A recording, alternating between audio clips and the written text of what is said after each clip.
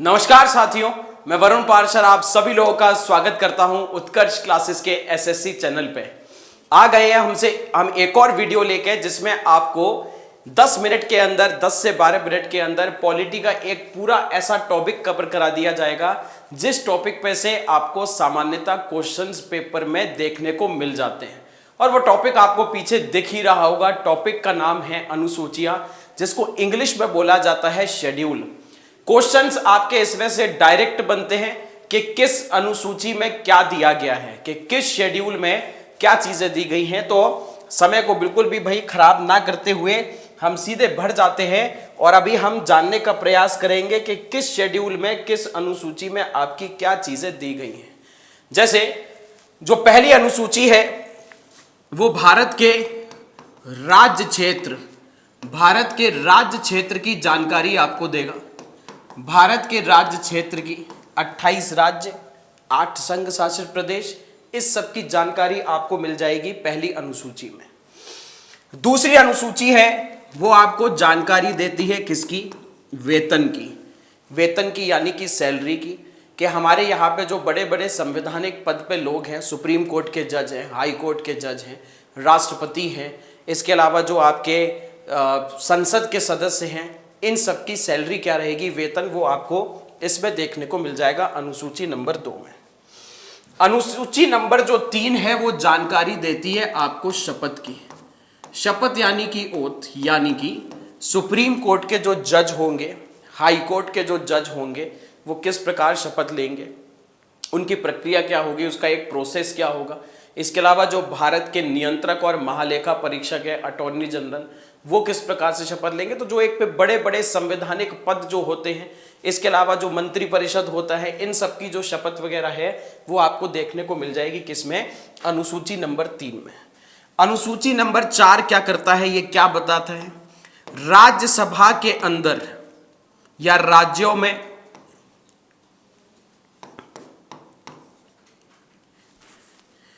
राज्यों के लिए राज्यसभा में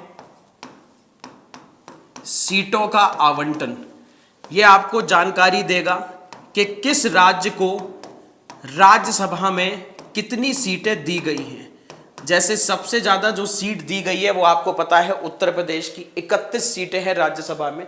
तो किस राज्य को राज्यसभा में कितनी सीटें दी गई हैं वो आपका दिया गया है कहां पे? चौथी अनुसूची में। 5वीं अनुसूची आपको जानकारी देता है किसकी?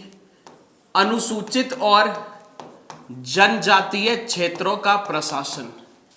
अनुसूचित और जनजातीय क्षेत्रों का प्रशासन। अनुसूचित और जनजातीय क्षेत्रों का प्रशासन, इसकी जानकारी। अब अनुसूची 6 में क्या है? उसमें भी यही है, अनुसूचित और जनजातीय क्षेत्रों का प्रशासन। फिर दोनों में अंतर क्या हुआ कि ये वाला जो आपका छठी अनुसूची है वो सिर्फ और सिर्फ 4 राज्यों के लिए बनी है। तो जो छठी अनुसूची है वो लागू होती है सिर्फ 4 राज्यों पे। और उसकी एक ट्रिक है। ट्रिक क्या है?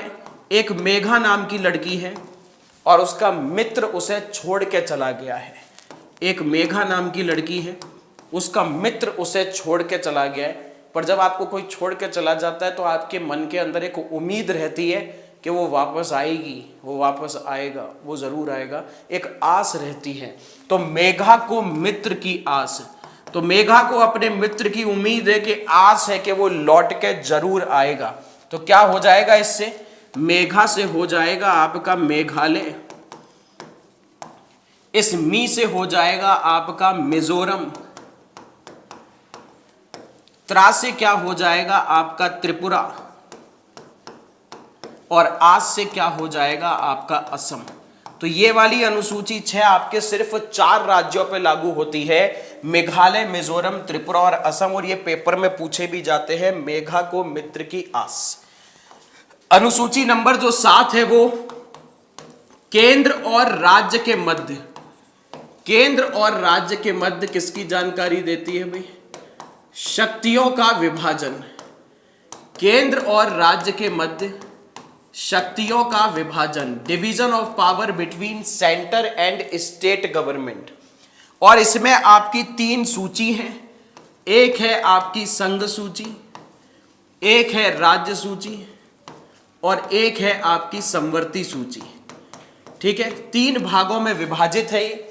संघ सूची में जो विषय आते हैं उस पर कानून बनाने का हक सिर्फ संसद केंद्र का।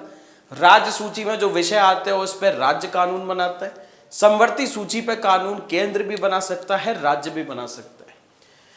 8वीं अनुसूची जानकारी देती है कि संविधान के द्वारा मान्यता प्राप्त भाषाएं, संविधान के द्वारा मान्यता प्राप्त भाषाएं, संविधान के द्वारा मान्यता प्राप्त भाषाएं।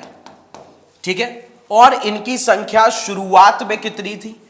शुरुआत में मूल भाषा इसमें कितनी थी? मूल थी वो थी आपकी 14, और वर्तमान में संख्या कितनी हो गई है भाषाओं की? वो हो गई है आपकी 22। जल्द ही आपको एक और भाषा इसमें जुड़ने हुए दिख सकती है, जल्द ही। 9वीं अनुसूची की अगर बात करी जाए तो 9वीं अनुसूची में आपकी जानकारी दी जाती है किसकी? भूमि सुधार की इसमें जानकारी है। ठीक है, भूमि सुधार। और इससे याद रखना एक बड़ा इंपॉर्टेंट पॉइंट कि इसमें जमींदारी प्रथा का उन्मूलन भी किया गया था। जमींदारी प्रथा का उन्मूलन या जमींदारी प्रथा का अंत भी किया गया था। 10वीं अनुसूची, ये जो पहले थे कि जो लोग होते थे पार्टी के, एक पार्टी से दूसरी पार्टी में भाग जाते थे, दूसरी से तीसरी में, तो अपना दल बदल देते थे, जिसकी वजह से सरकारें गिर जाती थी। तो इसके लिए कानून बनाया गया दल बदल विरोधी कानून। इसे इंग्लिश में कहते हैं एंटी डिफेक्शन लॉ। ये आपका अनुसूची 10 में दिया गया है। अनुसूची 11 आपकी जानकारी देती है भाई, इसमें पंचायत की शक्ति दी है। क्या दी गई है भाई? पंचायत की शक्ति। साथ में ये भी याद रखना, पंचायत कितने विषय पे कानून बनाती है? 29 विषय पे। अनुसूची नंबर 12 किसकी जानकारी देगा भाई? इसमें नगर पालिका की शक्ति है। इसमें किसकी शक्ति है? इसमें नगर पालिका की शक्ति है। क्लियर हो गई ये चीज? और नगर पालिका कितने विषय पे कानून बनाती है? नगर पालिका बनाती है आपकी 18 विषय पे कानून। अब एक इंपॉर्टेंट पॉइंट जो हमको याद रखना है कि मूल अनुसूचियां कितनी थी शुरुआत में जो शेड्यूल थे वो 8 थे। वर्तमान में क्या है आपके? 12 हैं। यानी कि नए कितने जोड़े गए हैं? वो 4 नए जोड़े गए हैं। और जब भी संविधान में आपको चीज जोड़ते हो या हटाते हो, उसके लिए आपको करना पड़ता है संविधान संशोधन। तो 8 तक तो शुरुआत में थे ही। 9वीं अनुसूची को जोड़ा गया था कौन से संविधान संशोधन से? पहले नंबर का संविधान संशोधन 1951। 10वीं अनुसूची किससे जोड़ी गई थी? 52वें नंबर के संविधान संशोधन 1985 से। 11वीं अनुसूची जो जोड़ी गई थी वो थी आपकी पंचायत की शक्ति। इसमें आपका 73वें नंबर का संविधान संशोधन 1992। 1993 भी लिखा होता है कहीं, क्योंकि 1993 में ये लागू हुआ था, तो वो भी गलत नहीं है। नगर पालिका के लिए संविधान संशोधन किया गया था 74वें नंबर का 1992 में। बात फिर वही आ गई कि लागू हुआ था 1993 में, तो वो भी कहीं लिखा है, तो वो भी सही है और आपका ये भी सही है। इसके अलावा बाकी तो सभी लोग जानते हैं भाई, दीपावली का त्योहार चल रहा है और उत्कर्ष परिवार भी आप सभी लोगों के साथ दीपावली का त्योहार मना रहा है। और किस प्रकार आप सब लोगों के लिए भाई उत्कर्ष क्लासेस लेकर आया है दिवाली धमाका सेल, जिसपे इसकी जानकारी आपको होगी। जिन लोगों को नहीं पता है उनको भी इस सेल की जानकारी आप जरूर दें, क्योंकि ये दिवाली है खुशियों वाली, क्योंकि तैयारी होगी सिलेक्शन वाली। और ये वाला जो ऑफर है आपका वो सिर्फ और सिर्फ कब तक है? 15 नवंबर तक है। और इस ऑफर में आपको एसएससी के कोर्सेज पे 90% तक का डिस्काउंट दिया जा रहा है, प्लस आपको इसमें फ्री में टेस्ट सीरीज दी जाएगी और 6 महीने की एक्स्ट्रा वैलिडिटी दी जा रही है कोर्स में। ये आप लोग याद रखेंगे।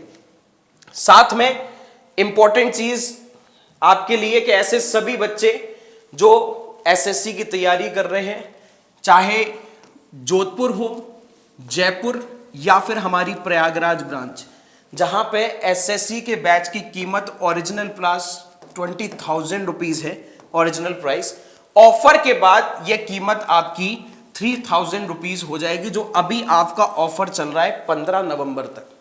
प्लस ऐसे बच्चे हैं जो चाहते हैं कि सर हमें कोर्स थोड़ा जल्दी कवर करना है, तो हम रिकॉर्डेड वीडियो देखना पसंद करते हैं, तो एसएससी सीजीएल का टीयर 1 और टीयर 2 का रिकॉर्डेड आपका जो बैच है वो भी, जिसकी कीमत 15,000 रुपीज है, वो ऑफर प्राइस में आपको सिर्फ और सिर्फ 2,000 रुपीज में दिया जा रहा है। ठीक है, इसके अलावा आप लोग याद रखेंगे कि ऐसे बच्चे जो तैयारी कर रहे हैं किसकी, एसएससी जीडी की, इसके अलावा SSC GD Jodhpur branch, Jaipur branch और प्रयागराज ब्रांच, याद रखना पहले तो एसएससी जीडी का जो जयपुर ब्रांच है, जहां पे कोर्स की कीमत 9,000 रुपीज है, वो आपको वर्तमान में मिल रहा है सिर्फ 2,000 रुपीज में। एंड डू रिमेंबर कि प्रयागराज वाली ब्रांच में जिसकी कीमत है कोर्स की 6,000, वो भी आपको 2,000 रुपीज में मिल रहा है। एसएससी जीडी टारगेट बैच जो कि आपका रहेगा ओरिजिनल प्राइस 3,000, वो आपको ऑफर में मिल रहा है 1,500 का।